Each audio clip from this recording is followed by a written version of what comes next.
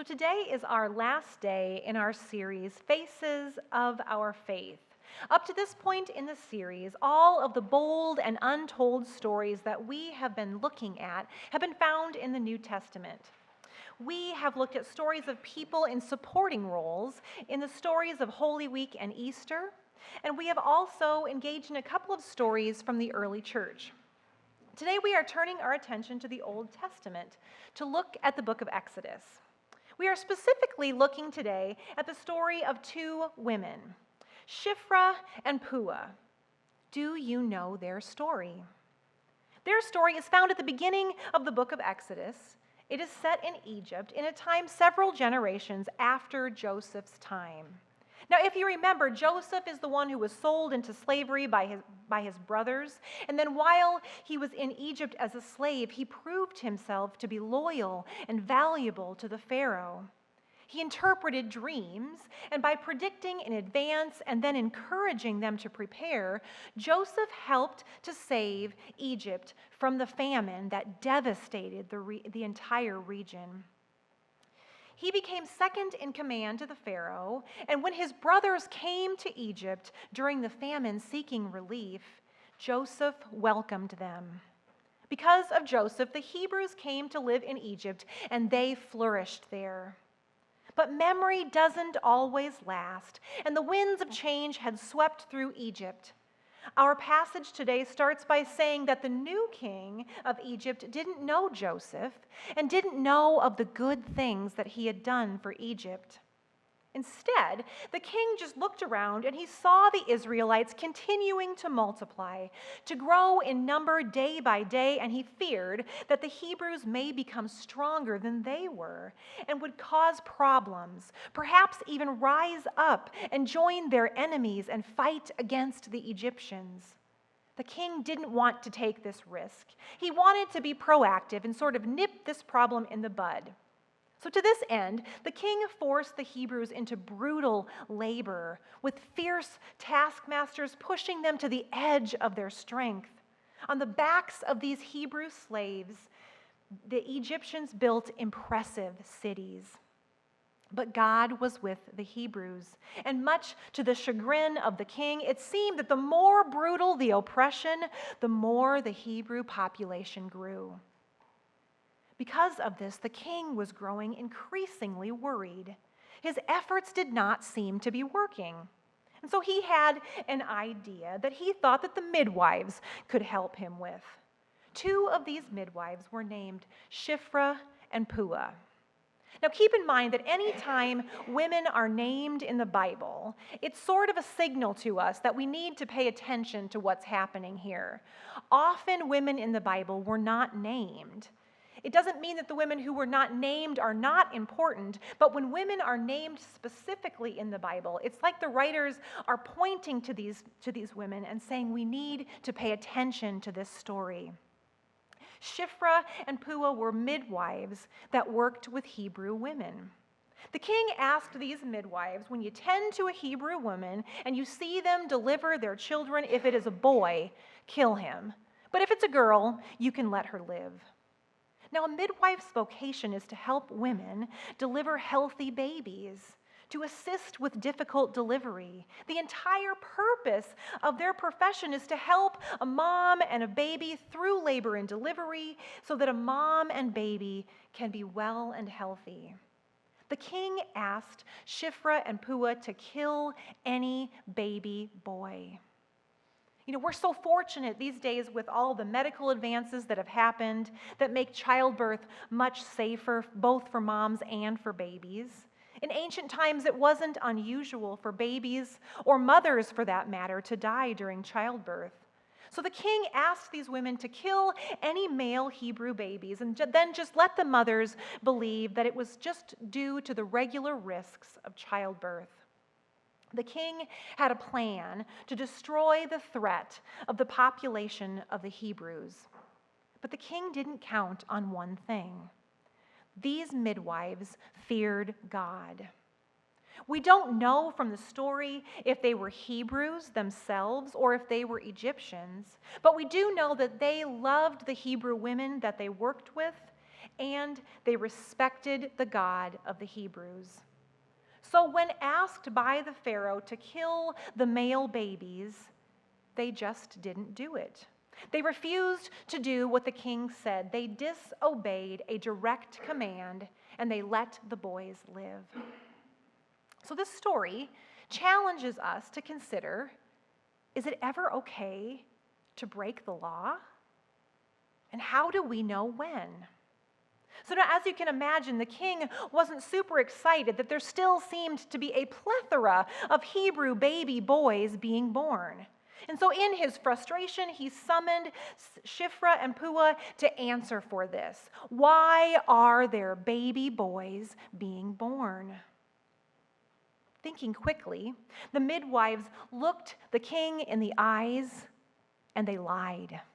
The Hebrew women are not like the Egyptian women, they said, for they are vigorous and they give birth before the midwives even arrive. They were asked a direct question by the king, and they lied. So this story challenges us to consider, is it ever okay to tell a lie? And if so, how do we know when? Can you imagine the moxie of these two women as they do such a bold act and blatantly disregard the command of the king, and then they even fabricate a story for the king? They say, we haven't had a chance to kill these babies because the babies were born before we even got there, because these mothers are so amazing. Now, this had to really steam the king. He was already worried about that the Hebrews were growing too strong so quickly. And now he was told that the Hebrew women and their babies were more vigorous than the Egyptians. They can't be stopped even by the midwives. The king was frustrated, but God was pleased with the midwives for their faithful actions, and God provided for Shiphrah and Puah. Being a midwife was a very low status for women in ancient times. The midwives likely did not have husbands of their own and were simply servants with a specialized skill. And yet these women risked everything to say no to the king's plan for genocide. This story challenges us to consider, is it ever okay to disobey authority?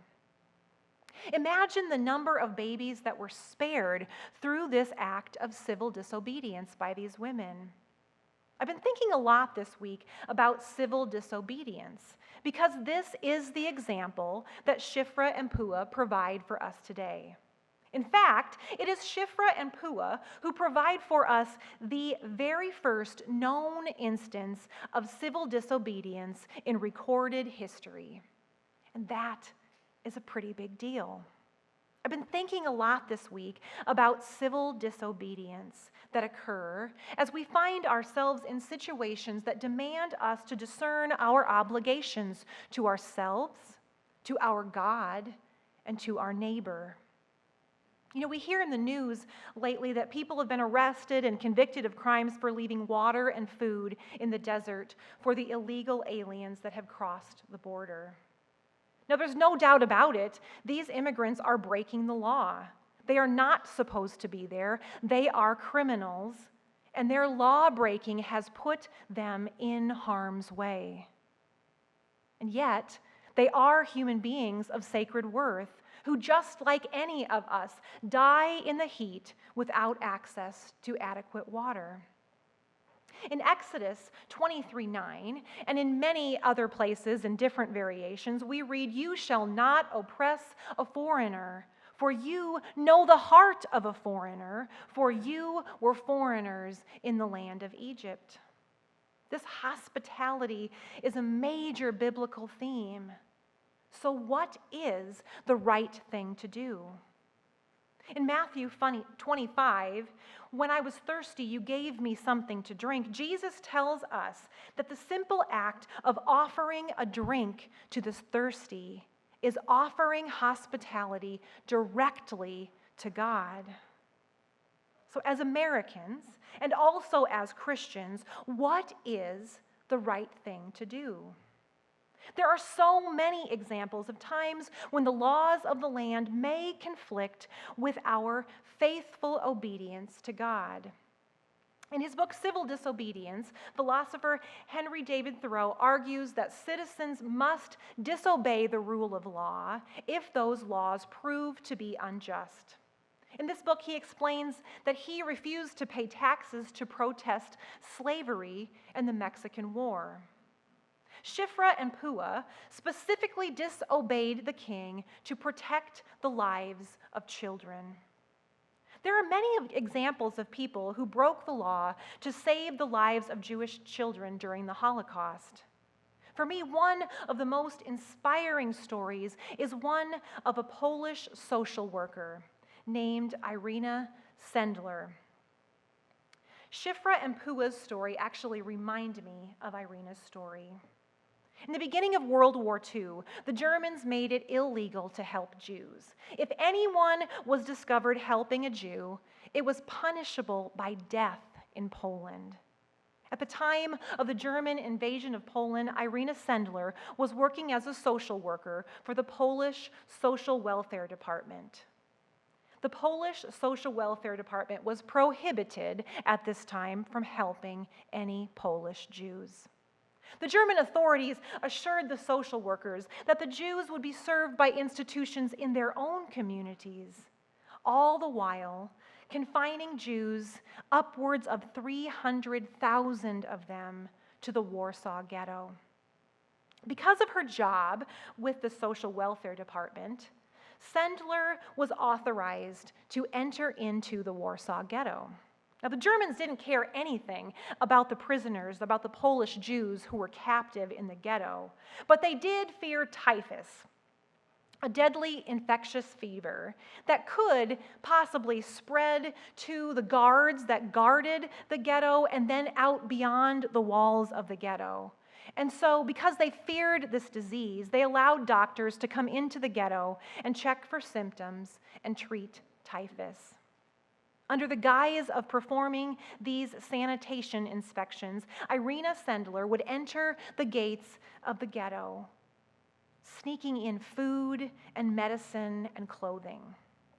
Now, that in and of itself was an incredible risk, and it was an incredible blessing to the desperate people that were confined within the walls of the ghetto. But amazingly, Irina didn't leave the ghetto empty-handed. Babies and small children were smuggled out of the ghetto in ambulances and trams as they drove away. Babies and children were even loaded into packages and suitcases to be rescued from the horrors of the ghetto. Jewish parents tearfully made the heart-wrenching decision to send their children away with the hope that they would be protected, and also with the promise that they would be reunified after the war. This reunification never materialized for most of the families because the families remaining in the ghetto did not survive. And yet over 2,500 children were smuggled out of the ghetto by the Zagoda, a group that Sendler was a part of, who was committed to helping Polish Jews survive the Holocaust. At least 400 of those children were smuggled out by Sendler herself. What incredible bravery that saved so many people. Once outside of the ghetto, the smuggled children were dispersed among friends of the Zagoda, friends who were also risking their lives and the lives of their family to help these children. Sendler was arrested in 1943 and tortured by the Gestapo, though through it all, she managed to keep the children's identities safe. Even in the face of brutal beatings and captivity, Sendler never named any of her friends that she was working with or any of the children that she saved. She walked with crutches for the rest of her life due to the injuries that she received at the hands of the SS interrogators.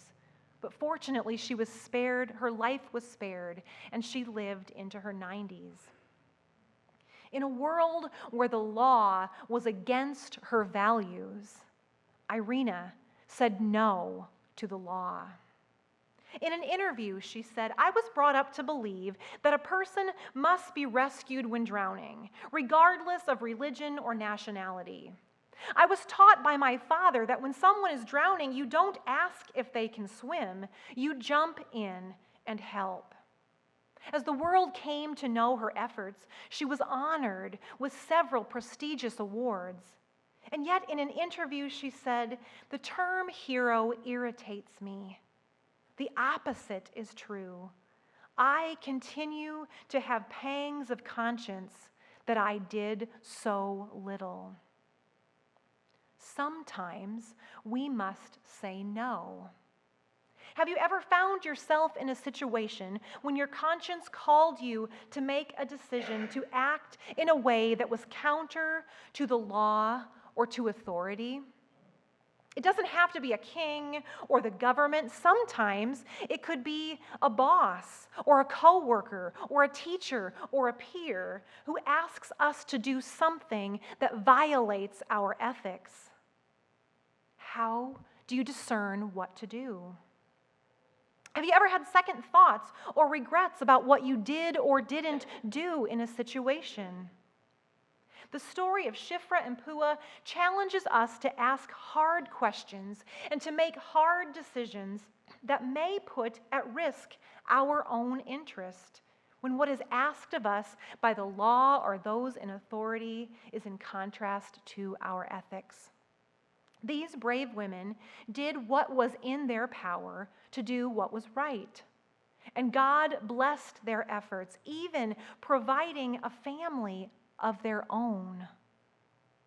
There are so very many bold and untold stories in the Bible. I hope that you've been enjoying engaging in the stories of some of these often overlooked people. We've been at this for nearly 2 months, and we have barely scratched the surface. There are so many more stories to engage. And yet, sadly, our Faces of Faith series is drawing to a close. I hope that this series has made you aware of some of the inspiring people in the Bible that you may not have known about. I hope that their stories have challenged you to consider how you might be the best disciple of Jesus that you can be. I hope that this series has helped you to see some of the many ways that God works in the lives of ordinary people just like us to accomplish extraordinary things. I hope that this series has sparked your interest and prompted you as you read Scripture to look at some of the untold stories. Look at some of those people that you may have overlooked in the past, and then attempt to discern wisdom through their stories. Today's story of civil disobedience is an important one. It's important, first of all, because it sets the stage for Moses' story. The Hebrew baby boy, saved from death, floated down a river in a basket and rescued and raised by none other than the Pharaoh's own daughter. The Hebrew baby boy raised in the home of the Pharaoh, who grew up to be the one that God used to deliver the Hebrews from bondage in Egypt. Through their simple but mighty act, Shiphrah and Puah changed the course of history. Their names are recorded in the narrative of God's people. Many, many years later, many years after Moses, another baby boy was born into a dark world in which a jealous, power-hungry leader had a thirst for genocide. The brave acts of Shiphrah and Puah play a role in the story that leads to Jesus, the child who would survive and flourish and grow to redeem the world. Through their simple but mighty act, Shiphrah and Puah changed the course of history. By the grace of God, as disciples of Jesus Christ, we can transform the world. This is our mission. This is our prayer for today. May it be so. Amen.